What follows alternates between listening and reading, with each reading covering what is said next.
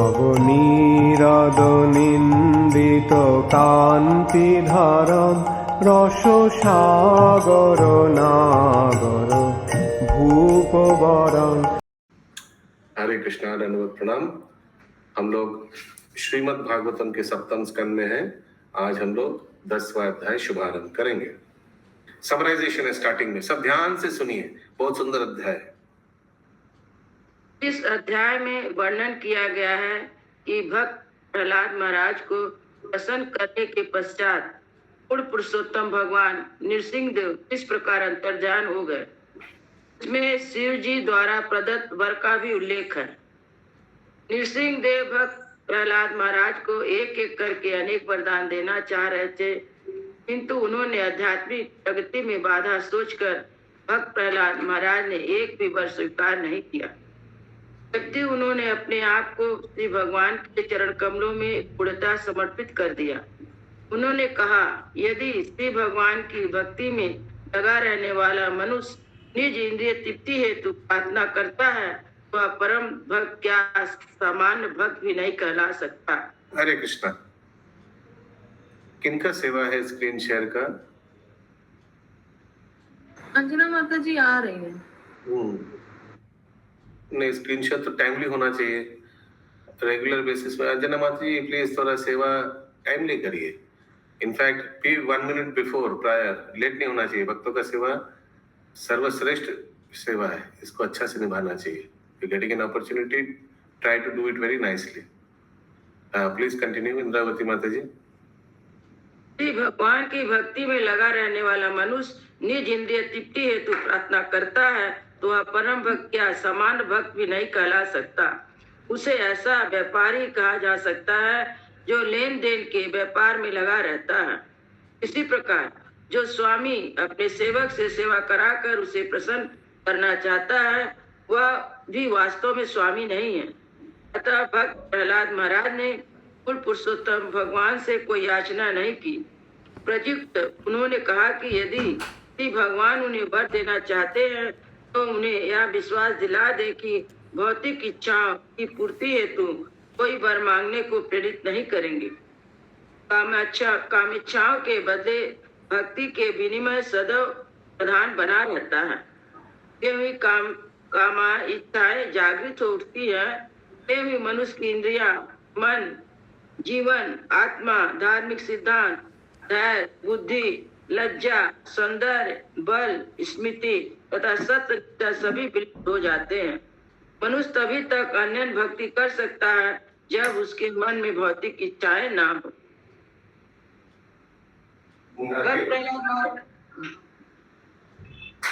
प्रहलाद महाराज की अन्य भक्ति से पूर्ण पुरुषोत्तम भगवान अत्यधिक प्रसन्न हुए। फिर भी उन्होंने उन्हें एक भौतिक वरदान दिया कि वे इस जगत में पूर्णतः सुखी रहेंगे, अगले जीवन में वैकुंठ में निवास करेंगे। श्री भगवान ने यह भी वरदान दिया कि वे मनमंत्र के अंत तक इस भौतिक जगत के राजा रहेंगे। इस भौतिक जगत में रहते हुए उन्हें श्री भगवान की महिमा का श्रवण करने की सुविधा प्राप्त होती रहेगी और वे कलमसीन भक्ति योग द्वारा श्री भगवान की सेवा करते हुए उन पर पूर्णतः आश्रित रहेंगे। श्री भगवान ने भक्त प्रहलाद महाराज को उपदेश दिया कि वे भक्ति योग के द्वारा यज्ञ संपन्न करें, क्योंकि यह राजा का कर्तव्य है। भक्त प्रहलाद महाराज ने श्री भगवान द्वारा प्रदत्त सब कुछ स्वीकार कर लिया और उनसे अपने पिता का उद्धार करने हेतु प्रार्थना की। इस प्रार्थना के उत्तर में श्री भगवान ने उन्हें आश्वस्त किया कि इस परिवार में उनके जैसा परम भक्त उत्पन्न हो, उस भक्त का न केवल पिता जबकि उसकी 21 पीढ़ियां मुक्त हो जाती हैं। श्री भगवान ने भक्त प्रहलाद महाराज से यह भी कहा कि वे अपने पिता की मृत्यु के अंत में समुचित कर्मकांड संपन्न करें। तब वहां पर उपस्थित ब्रह्मा जी ने एक सेकंड आवाज कट रहा है। Yes, somebody wants to continue? तब वहां पर उपस्थित ब्रह्मा जी ने श्री भगवान की अनेक प्रकार की स्तुति की और कृतज्ञता प्रकट की कि उन्होंने भक्त प्रहलाद महाराज को वरदान दिए हैं। श्री भगवान ने ब्रह्मा जी को सलाह दी कि वे असुरों को उस प्रकार वरदान ना दे जैसे कि उन्होंने हिरण्यकश्यप को दिया था, क्योंकि ऐसे वरों से वे आसक्त हो जाते हैं एक सेकंड, और भगवान ने आवाज कट रहा है, आवाज कट रहा है। और कोई पढ़ना चाहेंगे? प्रभु जी स्क्रीन देख के पढ़ दूं? मेरे पास बुक तो नहीं है। हाँ पढ़िए। इस तरह इधर से पढ़ना ना। इस तरह नारद मुनि ने युधिष्ठिर महाराज से प्रहलाद महाराज का चरित्र नहीं कह सुनाया। कहाँ से है, थोड़ा बता देंगे हिंदी में? तो ये समराइजेशन का 4 पैराग्राफ। आप बता दिया अंजना माता जी ने। भगवान ने ब्रह्मा जी को सलाह दी कि वे असुरों को इस तरह वरदान ना दे जैसा कि उन्होंने हिरण्यकश्यप को दिया था, क्योंकि ऐसे वरों से वे आसक्त हो जाते हैं। तब नरसिंह देव अंतर ध्यान हो गए। उसी दिन ब्रह्मा तथा शुक्राचार्य द्वारा प्रहलाद महाराज विश्व के सिंहासन पर बिठाए गए। इस तरह नारद मुनि ने युधिष्ठिर महाराज से प्रहलाद महाराज का चरित्र कह सुनाया। तत्पश्चात उन्होंने भगवान रामचंद्र द्वारा रावण वध तथा द्वापर युग में शिशुपाल तथा दंत वक्र के वध का वर्णन किया। शिशुपाल भगवान में लीन हो गया था और उसे सायुज्य मुक्ति प्राप्त हुई थी। नारद मुनि ने युधिष्ठिर महाराज की प्रशंसा की, क्योंकि भगवान कृष्ण पांडवों के सुहृद तथा मित्र थे और सदैव उनके घर में रुका करते थे। इस तरह पांडवों का भाग्य प्रहलाद महाराज से बढ़कर था। बाद में नारद मुनि ने बताया कि मयम दानव ने किस तरह उन असुरों के लिए त्रिपुरा की रचना की, जिन्होंने अत्यंत बलशाली बनकर देवताओं को हराया। इस हार के कारण रुद्र या शिव ने त्रिपुर को ध्वस्त कर दिया, जिसके कारण वे त्रिपुरारी के नाम से प्रसिद्ध हुए। इसी कारण से रुद्र देवताओं द्वारा अत्यंत प्रशंसित तथा पूजित हैं। ये कथा इस अध्याय के अंत में आती है। ये लास्ट में आएगा। ये पहला श्लोक सब प्लीज दोहराइए। श्री नारद उवाच, बोलिए। भक्ति योगस्य तत्सर्वम्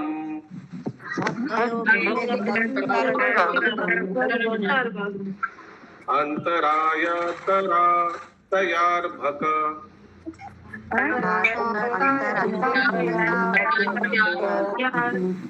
मन्यमानो ऋषिकेशम् स्मयमान उवाचः।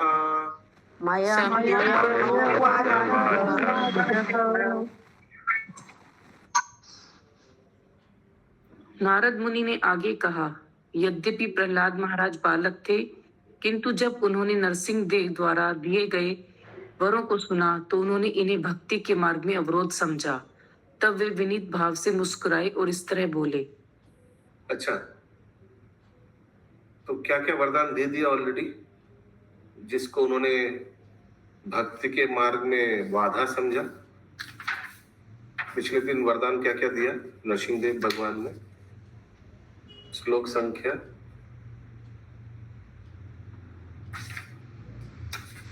तो पूर्णतः सुखी रहेंगे, ऐसा बोले थे। पूर्णतः सुखी रहेंगे, अगले जन्म में बैकुंठ। ये तो अभी समराइजेशन में आया, अभी जो पढ़ा इस चैप्टर के समराइजेशन में आया। हरे कृष्णा प्रभु जी, श्लोक नंबर 53 पिछले अध्याय का। 53 अनुवाद पढ़िए। हे भक्त प्रहलाद, तुम दीर्घजीवी हो।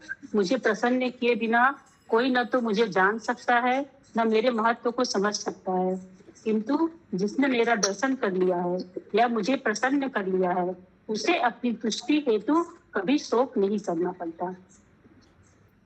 ठीक है, नीचे में भी दिया है। हे भक्त प्रहलाद, तुम अत्यंत भाग्यशाली हो।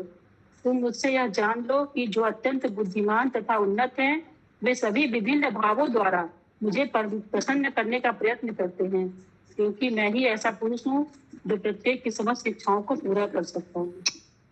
ठीक है, तो वरदान नहीं हुआ। ठीक है, आगे पढ़ते हैं। फिर से एक बार अनुवाद पढ़िए माता जी, पहला श्लोक का।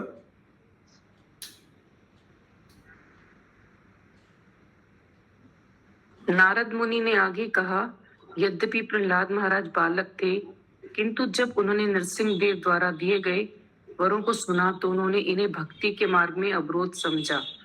तब वे विनीत भाव से मुस्कुराए और इस तरह बोले। तात्पर्य माता जी ऊपर करना। भक्ति का परम लक्ष्य भौतिक उपलब्धियां नहीं है, अपितु ईश प्रेम है। इसलिए प्रहलाद महाराज, ध्रुव महाराज, अम्बरीश महाराज, युधिष्ठिर महाराज तथा अनेक भक्त राजाओं ने अत्यंत ऐश्वर्यवान होते हुए भी भगवान की सेवा में इस ऐश्वर्य को लगाया, अपनी इंद्रिय तृप्ति में नहीं। निस्संदेह भौतिक ऐश्वर्य का स्वामित्व सदैव भयावह है, क्योंकि भौतिक ऐश्वर्य के वशीभूत होकर मनुष्य भक्ति से पथ भ्रष्ट हो सकता है। तो भी शुद्ध भक्त कभी भी भौतिक ऐश्वर्य से भ्रमित नहीं होता, उल्टे उसके पास जो कुछ भी रहता है उसे वह 100% भगवान की सेवा में लगाता है।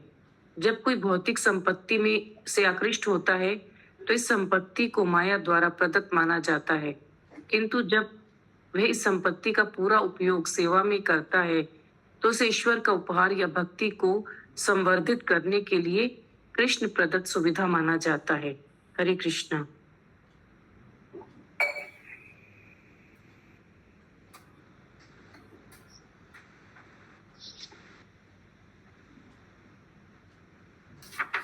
श्री प्रहलाद उवाच।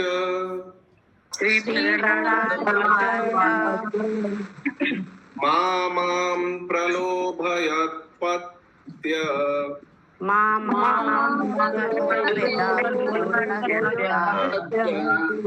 सक्तं कामेषु तेर्वरे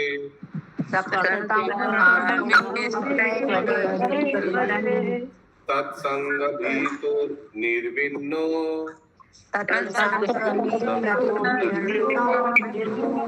मुमुक्षुस्त्वम् उपाश्रित।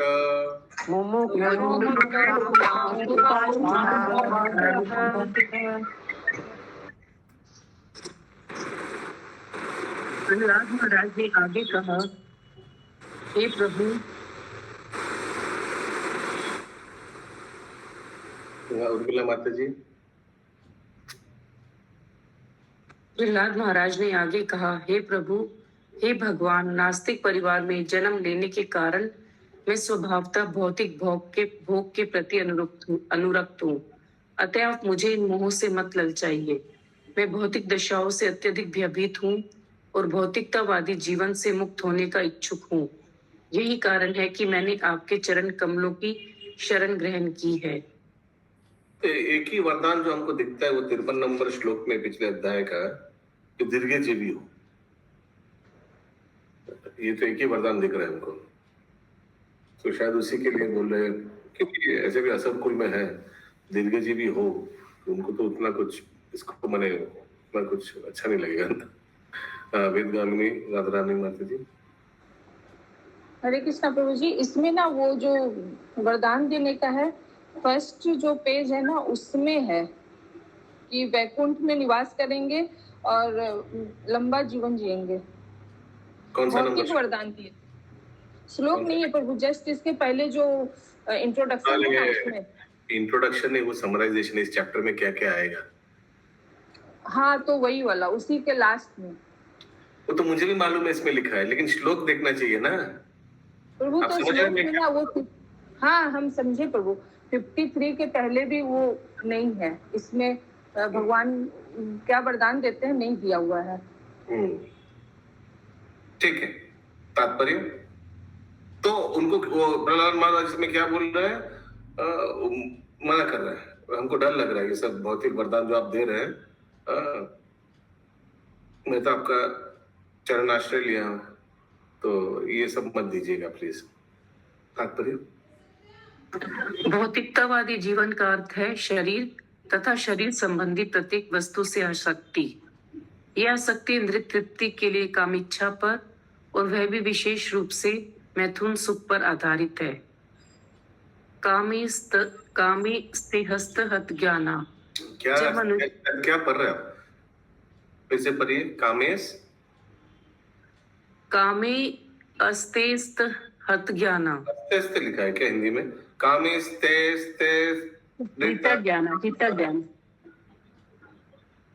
आगे। जब मनुष्य जब मनुष्य भौतिक भोग के प्रति अत्यधिक आसक्त रहता है तो उसका सारा ज्ञान जाता रहता है, हत ज्ञाना। जैसा हत नहीं है, कि हित ज्ञान। अच्छा, हित ज्ञाना। तो ज्ञान जाता रहता है तो वो हित ज्ञान होगा या हत ज्ञान होगा? ऋत ज्ञान, कामेश से ऋत ज्ञान। When one is too attached to material enjoyment, he is bereft of all knowledge. हाँ, ये भगवत जो ज्ञान है उसको अच्छा नहीं लगता, इससे वंचित हो जाता है व्यक्ति। जो बहुत काम वासना से एकदम डूबा हुआ है व्यक्ति, जैसे बहुत धनी व्यक्ति, उनको ये सब भगवत भक्ति का कथा अच्छा नहीं लगेगा, क्योंकि वो काम डूबा हुआ है एकदम। जैसा कि भगवत गीता में कहा गया है, जो लोग भौतिक भोग के प्रति आसक्त होते हैं वे विविध बौद्धिक ऐश्वर्य की प्राप्ति के लिए देवताओं की पूजा करते हैं।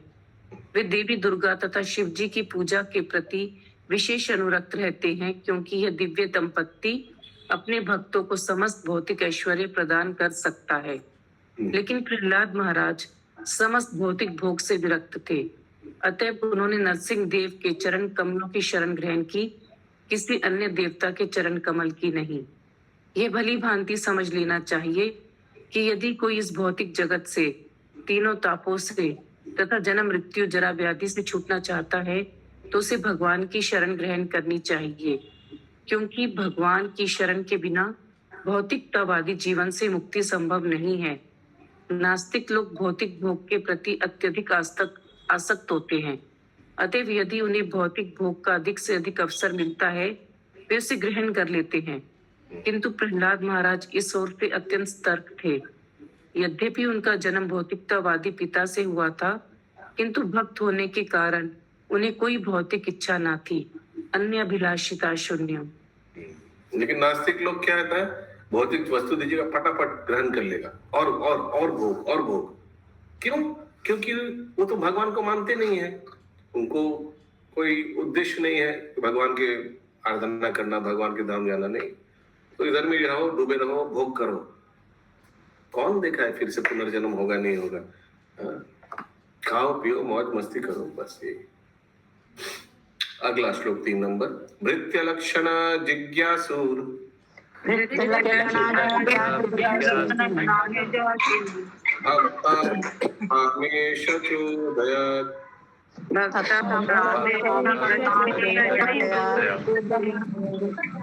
भगवान संसार विशेषु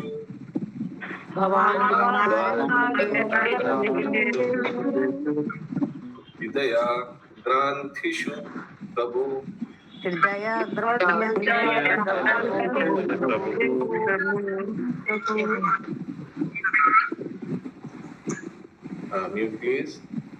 म्यूट प्लीज। या थैंक यू। हे मेरे आराध्य देव, चूंकि हरेक के हृदय में भौतिक संसार के मूल कारण कामेच्छाओं का बीज रहता है, अतः आपने मुझे इस भौतिक जगत में शुद्ध भक्त के लक्षण प्रकट करने के लिए भेजा है। फिर से अनुवाद। हे मेरे आराध्य देव, चूंकि हर एक के हृदय में भौतिक संसार के मूल कारण कामेच्छाओं का बीज रहता है, अतः आपने मुझे इस भौतिक जगत में शुद्ध भक्त के लक्षण प्रकट करने के लिए भेजा है। तात्पर्य। भक्ति रसामृत सिंधु में नित्य सिद्ध तथा साधन सिद्ध भक्तों के विषय में पर्याप्त चर्चा दी हुई है। नित्य सिद्ध भक्त इस संसार में अपने उदाहरण द्वारा भक्त बनने की शिक्षा देने के लिए वैकुंठ लोक से आते हैं। इस जगत के जीव ऐसे भक्तों से शिक्षा ग्रहण कर सकते हैं और इस तरह भगवत धाम जाने में रुचि उत्पन्न कर सकते हैं। नित्य सिद्ध भक्त भगवान के आदेश से वैकुंठ लोक से आता है और अपने उदाहरण द्वारा यह दिखलाता है कि किस तरह शुद्ध भक्त बना जाए। अन्य अभिलाषिता शून्यम। इस जगत में आने पर भी नित्य सिद्ध भक्त भौतिक भोग के प्रलोभनों में नहीं आता। इसके सर्वोत्कृष्ट उदाहरण महाभागवत भक्त प्रहलाद महाराज है, जो नित्य सिद्ध थे। यद्यपि उनका जन्म नास्तिक हिरण्यकश्यपु के परिवार में हुआ था, किंतु वे किसी तरह के भौतिक भोग के प्रति आसक्त नहीं थे। भगवान चाहते थे कि प्रहलाद महाराज शुद्ध भक्त के लक्षण प्रकट करे, अतएव उन्हें भौतिक वर स्वीकार करने के लिए फुसलाना चाहा, किंतु उन्होंने स्वीकार नहीं किया। उल्टे उन्होंने अपनी निजी उदाहरण से शुद्ध भक्त के लक्षण प्रकट किए। दूसरे शब्दों में भगवान ना तो स्वयं अपने भौतिक शुद्ध भक्त को इस भौतिक संसार में भेजना चाहते हैं, न ही भक्त को यहाँ आने में कोई भौतिक प्रयोजन रहता है। जब भगवान स्वयं इस जगत में अवतार के रूप में आते हैं तो वे भौतिक परिवेश से आकृष्ट नहीं होते और उन्हें भौतिक कार्य से कोई मतलब नहीं रहता। फिर भी वे अपनी निजी उदाहरण से सामान्य व्यक्ति को भक्त बनना सिखाते हैं। इसी प्रकार जो भक्त भगवान के आदेश से यहाँ आता है वह भी अपने निजी आचरण से दिखाता है कि शुद्ध भक्त कैसे बना जाए। इसलिए शुद्ध भक्त सभी जीवों के लिए, जिनमें ब्रह्मा भी सम्मिलित हैं, व्यवहारिक उदाहरण होता है। हरे कृष्ण। किसी का कोई प्रश्न है? चौथा नंबर श्लोक। नान्यथा ते अखिला गुरो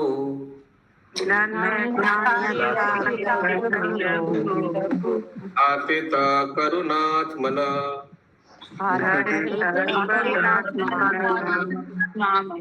यस्त आशिष आसस्ते नासभृत्य स वै वनिक्।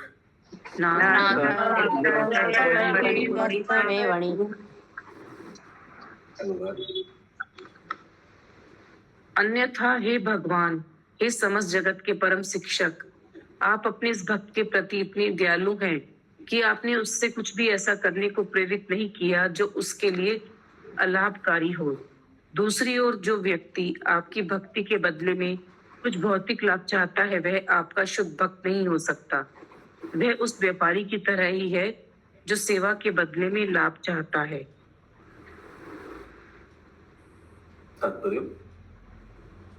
कभी कभी यह देखा जाता है कि कोई व्यक्ति किसी भक्त के पास या भगवान के मंदिर में किसी भौतिक लाभ को प्राप्त करने के लिए आता है। ऐसे व्यक्ति को यहाँ पर वनिक कहा गया है। भगवत गीता में आर्तो जिज्ञासु अर्थार्थी का वर्णन है। अर्थ शारीरिक दृष्टि से पीड़ित व्यक्ति को सूचित करने वाला है और अर्थार्थी धन चाहने वाले को।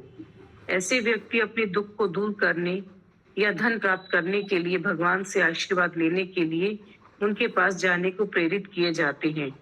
उन्हें सुकृति या पवित्र कहा गया है क्योंकि वे दुख पड़ने या धन की आवश्यकता होने पर परमेश्वर के पास पहुंचते हैं। बिना पवित्र हुए कोई भगवान के पास तक नहीं पहुंच सकता। भले ही ऐसा सुकृति कुछ भौतिक लाभ पाले, किंतु जो भौतिक लाभ का इच्छुक रहता है वह शुद्ध भक्त नहीं हो सकता। जब शुद्ध भक्त को भौतिक ऐश्वर्य प्राप्त होता है तो वह उसके पवित्र कार्य के कारण नहीं अपितु भगवान की सेवा के कारण होता है। भगवान की सेवा करने पर व्यक्ति स्वतः पवित्र बन जाता है। अतः शुद्ध भक्त अन्य अभिलाषिता शून्यम होता है। उसे ना तो भौतिक लाभ की इच्छा रहती है, ना ही भगवान उसे भौतिक लाभ का प्रलोभन देते हैं। जब भक्त को किसी वस्तु की आवश्यकता होती है तो भगवान उसकी पूर्ति करते हैं। योगक्षेमं वयामहम्।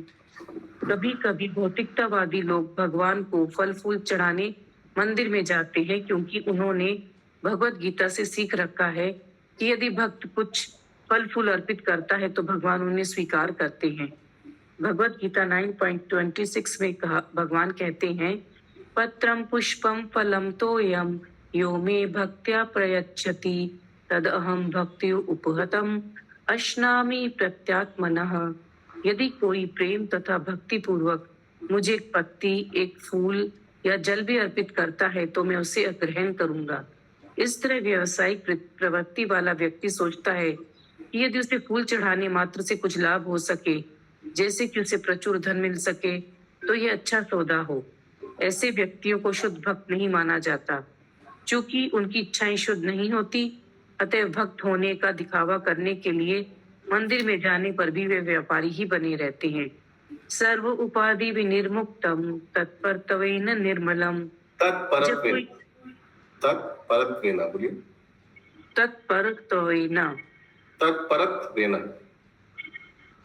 तत्परत्वेन। जब कोई भौतिक इच्छाओं से पूरी तरह मुक्त हो जाता है तभी वह शुद्ध हो सकता है। और उसी शुद्ध अवस्था में वे भगवान की सेवा कर सकता है। ऋषिकेन ऋषिकेश सेवनम भक्ति उच्यते, यही शुद्ध भक्ति पद है। आज का अंतिम श्लोक 5 नंबर। आशासनो न वैभृत्य, सब बोलिए।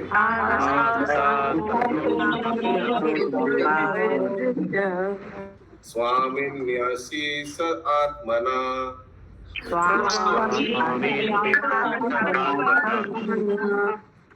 न स्वामी वृत्तता स्वाम्यम्,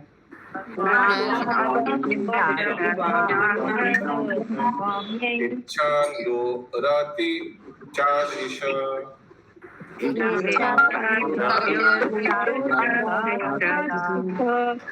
यस, और कोई और पढ़ना चाहेंगे?